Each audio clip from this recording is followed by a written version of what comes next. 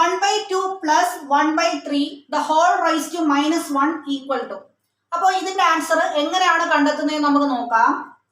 ആദ്യം 1/2 പ്ലസ് 1/3 നമ്മൾ എന്ത് ചെയ്യുക, ആഡ് ചെയ്യുക. അപ്പൊ എങ്ങനെ ആഡ് ചെയ്യാം, ക്രോസ് മൾട്ടിപ്ലൈ ചെയ്ത് ആഡ് ചെയ്യാമല്ലോ. അപ്പോ 3 into 1 3 plus 2 into 1 2 the whole divided by 2 into 3 എത്രയാണ് 6 the whole raised to -1. അപ്പൊ 3 plus 2 5 ആണ്. 5/6 the whole raised to -1.